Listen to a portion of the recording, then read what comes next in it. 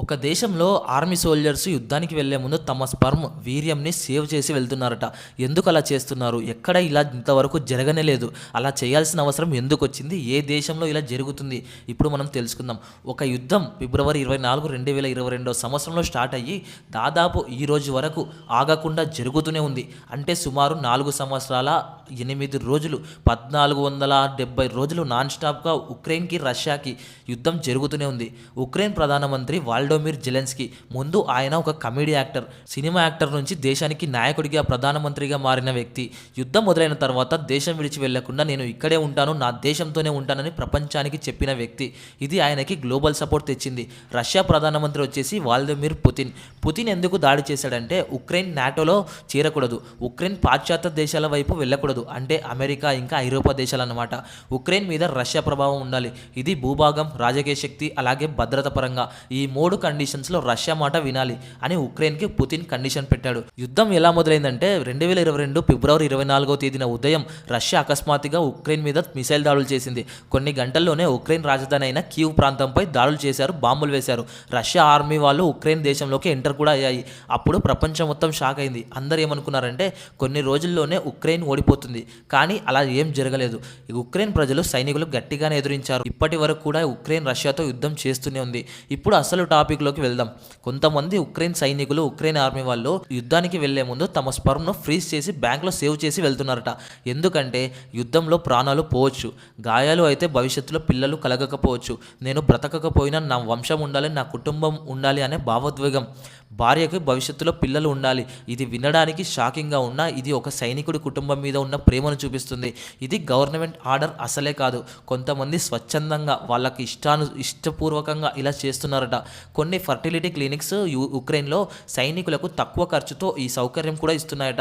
ఇది యుద్ధం ఎంత భయంకరంగా చూపించే నిజమైన ఎగ్జాంపుల్. ఇప్పటి వరకు 2 దేశాలు ఎంతమంది ఆర్మీ వాళ్ళని కోల్పోయాయో తెలుసా? ఉక్రెయిన్ సైనికులు సుమారు 70,000కు పైన చనిపోయింటారని అంచనా వేశారు.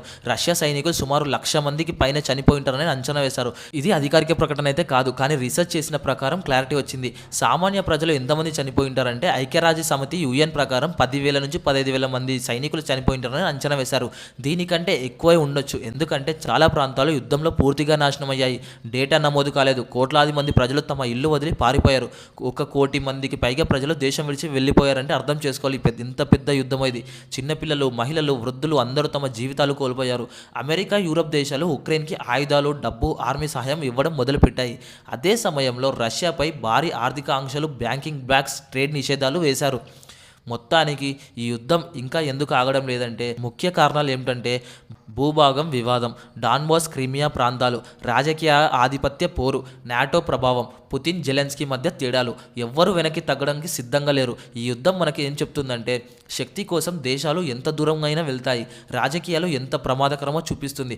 ఒక నిర్ణయం వల్ల కోట్ల జీవితాలు ఎలా మారిపోతాయో, ముఖ్యంగా ఒక సైనికుడు యుద్ధానికి వెళ్లే ముందు తన స్పర్మ్ సేవ్ చేసుకోవడం వరకు పరిస్థితి రావడం ఈ యుద్ధం ఎంత భయంకరమో చూపిస్తుంది. ఈరోజు మనం మొబైల్లో, టీవీలో వార్తగా చూస్తున్న యుద్ధం ఎక్కడో ఒక ఇంట్లో జీవితాంతం మర్చిపోలేని గాయంగా మారుతుంది. కాబట్టి యుద్ధం గెలిచిన దేశం గొప్పది కాదు, యుద్ధం లేకుండా నిలిచిన ప్రపంచమే నిజంగా గొప్పది. శాంతి మనకు అవసరం ఉన్న ఏకైక విజయం. చాలామందికి 2022లోనే యుద్ధం మొదలైంది అనుకుంటారు, కానీ నిజానికి 2014లోనే రష్యా క్రిమియా అనే ప్రాంతాన్ని ఆక్రమించింది. అప్పటి నుంచే చిన్న చిన్న యుద్ధాలు, ఘర్షణలు జరుగుతూనే ఉన్నాయి. 2022లో అది ఫుల్ స్కేల్ వార్గా మారింది. ఈ యుద్ధంలో భారీగా డ్రోన్స్ వాడుతున్నారు. ఇది సాధారణ యుద్ధం కాదు, డ్రోన్ వర్సెస్ డ్రోన్ టెక్నాలజీ యుద్ధం. చిన్న డ్రోన్స్ కూడా ట్యాంకులు నాశనం చేస్తున్నాయి. భవిష్యత్తులో జరిగే యుద్ధాలు ఇలా టెక్నాలజీ ఆధారంగా ఉంటాయని ప్రపంచం గ్రహించింది. యుద్ధం మొదటి రోజే అమెరికా మేము మిమ్మల్ని సేవ్ చేసి బయటకు తీసుకెళ్తామని అమెరికా ఉక్రెయిన్కి మాట ఇచ్చింది. కానీ జెలెన్స్కీ చెప్పిన డైలాగ్ ఏమిటంటే నాకు తుపాకీ గుండు కావాలి, పారిపోవడానికి వాహనం కాదు. ఈ మాటతోనే ఆయన గ్లోబల్ హీరో అయ్యాడు. యుద్ధం మొదలైనప్పుడు పురుషులు, యువకులు, కొంతమంది మహిళలు కూడా సైనికులుగా ట్రైనింగ్ తీసుకున్నారు ఉక్రెయిన్లో. అంటే ఇది కేవలం ఆర్మీ యుద్ధం కాదు, ఇది ప్రజల యుద్ధం. రష్యా ఎందుకు అంతగా ఇంతగా పట్టుబడుతుందంటే ఒక పెద్ద సీక్రెట్ ఏమిటంటే ఉక్రెయిన్లో ఉన్న డాన్బోస్ ప్రాంతం. ఈ ప్రాంతంలో బొగ్గు, ఇనుము ఇండస్ట్రీస్ చాలా ఉన్నాయి. అంటే ఇది కేవలం రాజకీయ యుద్ధం కాదు, ఎకనామిక్ యుద్ధం కూడా. ఈ యుద్ధం వల్ల పెట్రోల్ ధరలు పెరిగాయి, గోధుమల ధరలు పెరిగాయి, ఎరువుల కొరత వచ్చింది. ఎందుకంటే ఉక్రెయిన్ అండ్ రష్యా ప్రపంచానికి పెద్ద ఫుడ్ అండ్ ఫర్టిలైజర్ సప్లైర్ చేసే దేశాలు. అంటే ఈ యుద్ధం కేవలం రెండు దేశాల మధ్య కాదు, ప్రపంచం మొత్తం మీద ప్రభావం చూపించింది. ఇది చాలామందికి తెలియదు. కొన్ని క్లినిక్స్లో సైనికులు డిఎన్ఏ స్పర్మ్ నమూనాలు భద్రపరుస్తున్నారు. కేవలం పిల్లల కోసమే కాదు, భవిష్యత్తులో మెడికల్ ఐడెంటిఫికేషన్ కోసం కూడా.